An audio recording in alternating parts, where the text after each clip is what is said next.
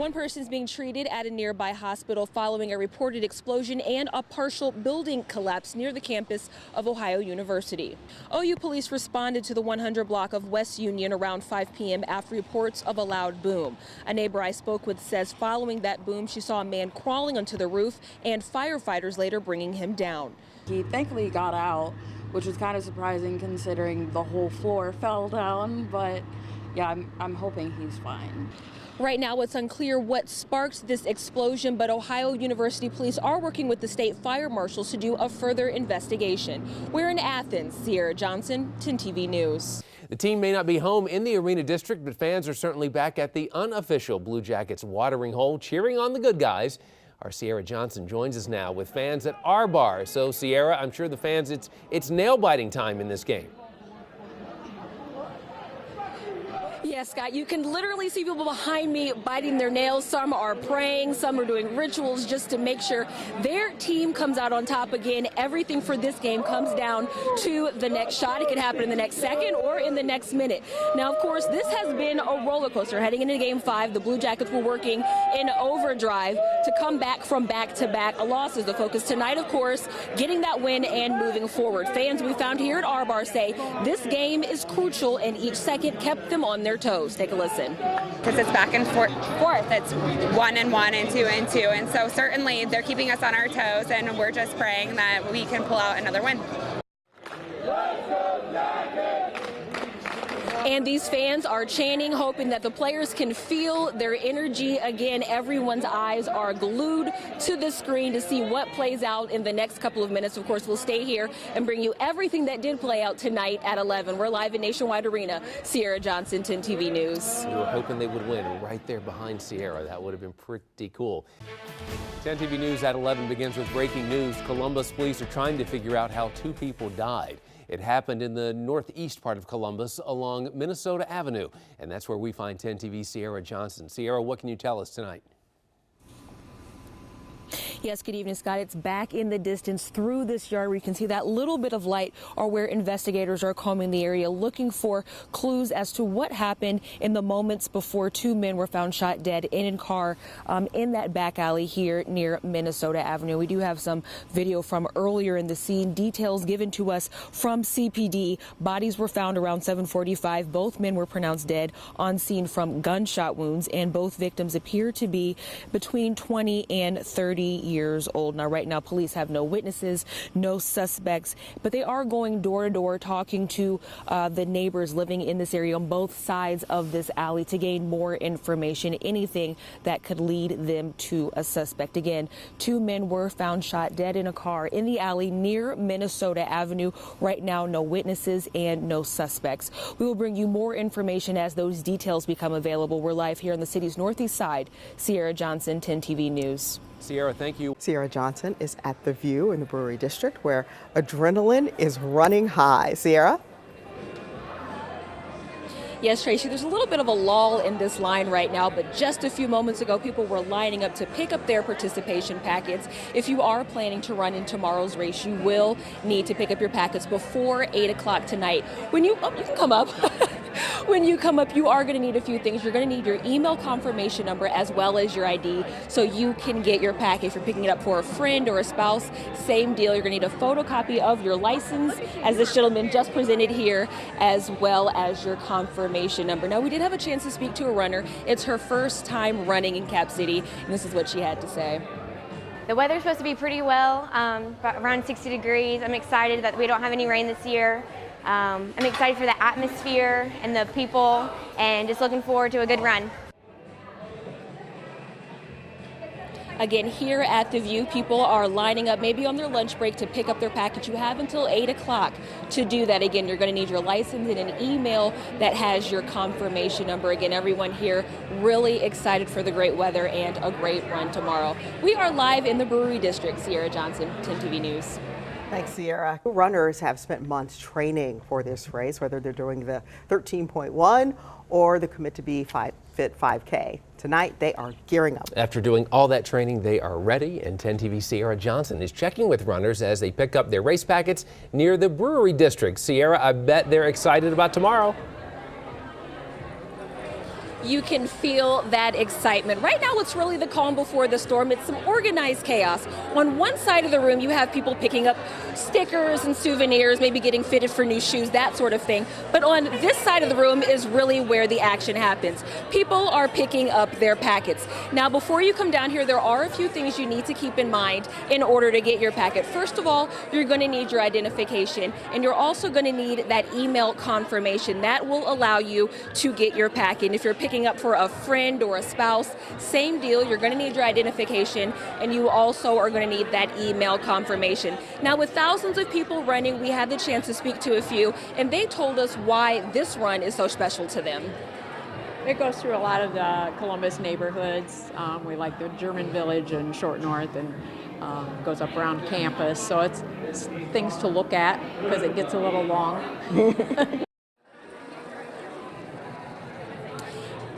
And again, if you are running in tomorrow's race and you do not have your packet, you may want to get down here. This is only open until 8. Again, you're going to need your identification and that email confirmation number so you can take part in the Cap City Marathon tomorrow. We are live in the Brewery District. Cierra Johnson, 10 TV News. Get your number and you're ready to go. Get Yes. that bib and you are official. It's just loud, it's noisy, slight shakes, not, too much, but enough that it's a distraction. It's hard to ignore the construction happening throughout the Short North. I can just hear it thump, thump, thump all the time. And as more buildings go up, many in the area, especially local businesses, are noticing it's becoming increasingly difficult to park. Parking's always been an issue even before the construction, but now with it, it's just kind of crazy. And it's not as simple as coming in and simply finding a spot and parking. You do have to look around. But city leaders are hoping a new pilot parking program will alleviate some of the parking woes. Beginning this month and running until October, participating Short North businesses will offer parking validation from specific parking garages between the hours of 9 and 5 p.m. The Hubbard Garage is just one of several garages taking part in the pilot program. So with the validation of your 1-hour parking pass, instead of paying $4, you'll only be asked to pay $1. The participating garages include the newly constructed Castle Garage, the Joseph Garage, and the Hubbard Garage. And the participating businesses offering that validation will rotate. A move local businesses are hoping will entice drivers to park and check out what's new in this forever evolving district. Spend $1 to park in a parking garage is great. In the Short North, Cierra Johnson, 10 TV News. As the White House defends its decision to carry out the airstrikes, 10 TV is gaining insight from local military experts on attack strategy. What was the mission of the U.S. and what could possibly happen next? I've seen the photos, and given the Assad regime's method of operation in the past, I don't think there's any doubt that chemicals were used. After a suspected chemical attack on the people of Syria, the United States responded, sending a strong message to the regime of the Middle Eastern country.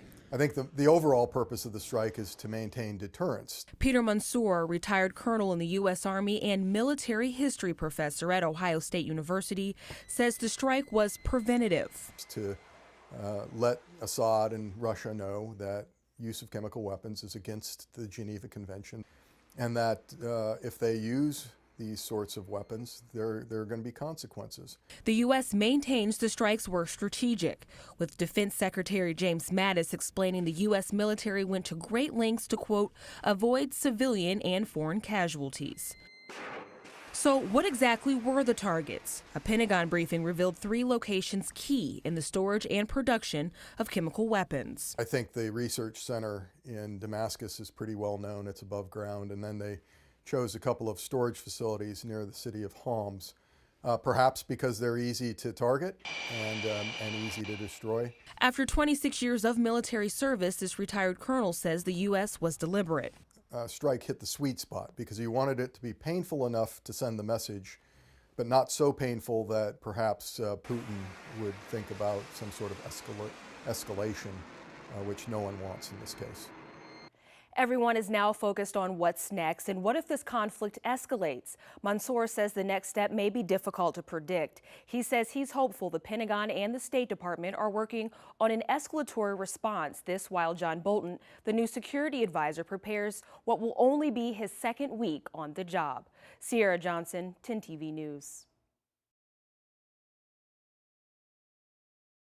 These stands are pretty empty now, but this time tomorrow it'll be a whole different story as the Clippers begin their new season.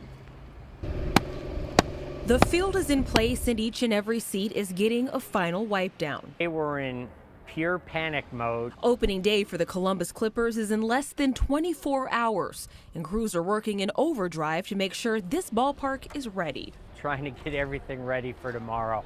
All the final touches, all the cleaning, getting the field ready. General Manager Ken Schnocky says this season fans have a few new perks to look forward to. You know, the new scoreboard going up, making sure we get all that done. We just got the netting up. In addition to a new scoreboard. Yeah, we're pretty much we're final details right now. A new field will offer a better playing experience for the players. You know, it's a lot more than just new grass. We completely changed the grade of the field and the slope. And if you plan to grab a bite to eat at the park, vegans and vegetarians, listen up. More food options just for you will be here before you know it. We are looking to do a vegan cheesesteak this year. And as the season continues, Huntington Park will host two prestigious events, the AAA All-Star Game and the National Championship, offering even more opportunities for fans to enjoy the award-winning park. We will be the first city in the country to ever host both events in the same year. What I'm wearing here now is one of the jerseys that'll be worn by the players. So fingers crossed for sunny skies for tomorrow's opening day. We're here at Huntington Park. Cierra Johnson, 10 TV News. Reach it forward. Come on, kick. Yes. These calculated movements may not look like much, but for LaShawn Mangum, these are much anticipated steps towards success. At first I was like, oh, I want to shake right up out of this, you know. You feel like you fell down. You just need to walk it off. But some things you can't just walk off. Mangum was left unable to walk after he suffered a stroke. He says life was pretty typical before a stroke. Working and caring for his new daughter took up most of his time. But his goals, his focus has since shifted. And with the help of dedicated physical therapists and a new robotic device, this stroke patient is one step closer to regaining his independence. We were seeing really him modeling all those things we've been teaching him. Ohio Health physical therapist Aaron Rogers says using sensors, this exoskeleton works to determine how much walking assistance the patient needs. The exo gives us back information about how the patient's performing. The machine then coaches them to develop proper walking technique. We would typically walk with him a little bit beforehand, put him into the exo, work in more of a controlled, some controlled settings to try to duplicate that normalized gait that we wanted him to have. Ohio Health Rehabilitation Center has used the device with the $160,000 price tag since July, and they are the only local facility using it. And staff says the results continue to amaze them. He's able to go home at an independent level and be an ambulatory person. In Columbus, Cierra Johnson, 10 TV News. A couple minutes ago, it is prom season, and teenagers across the country are preparing for the big dance. As 10 TV's Cierra Johnson shows us, one couple hosted their own dance in a very unlikely place. I had my tux, which was like $230, I'd say. I had a cane, cause I tried to go old school with it. Prom. It's a milestone for many. It signifies the end of a chapter, a chance for friends to get dolled up one last time. And for high school seniors Manny Langston and his girlfriend Leah, it would be the last dance before the pair graduated. That is until Manny began feeling sick. I felt my heart rate, and then I felt like it was a really low heart rate. Like it didn't feel normal to me. Wheezing, heavy breathing, and then fainting. Both Manny and Leah knew immediately their calm Friday night had quickly taken a turn for the worse. And after being taken to a hospital near his hometown in Ashland, Ohio, he was then transported here to Ohio State Wexner Medical Center where he was admitted. And then they got me in right away, and they said my heart rate was in like the 30s. After getting the teen stabilized, Friday turned to Saturday and reality began to set in. Senior prom was just hours away and Manny was in no condition to attend. I was really down the whole Saturday. That's all I was thinking about. That is until there was a knock at his door. Dressed in the gown she had been waiting to wear, holding the corsage and boutonniere that was almost never picked up, Leah brought Ashland High School's prom to a small hospital room in Central Ohio. She looked amazing. Her sheer presence left the teen still dressed in his hospital gown speechless. It meant a lot to me. It definitely made me smile, and it also made me cry. Manny says he's still upset that he didn't get to attend his final high school dance, driving Leah's father's Corvette, wearing his tux with his cane, but his prom was special. It was still great just because I still had prom at the hospital, you know. Manny says right now his goal is just regaining his strength so he can finish his senior year strong. He says doctors here at Wexner Medical Center will continue to monitor his heart. On the campus of The Ohio State University, Cierra Johnson, 10 TV News. Well, when you can't get to prom, bring the prom to you. Exactly, Good making for the him. best of a situation. What a cool, like thoughtful that. gesture. Yeah, You Yeah, know, it he was. clearly meant a lot. You know, So. and both families, have to be involved with all that, and so That's that's just good to great. see. Everybody's getting along. And a lot of people have prom stories, and he is kind of a unique one to tell. Exactly. Down the line, so.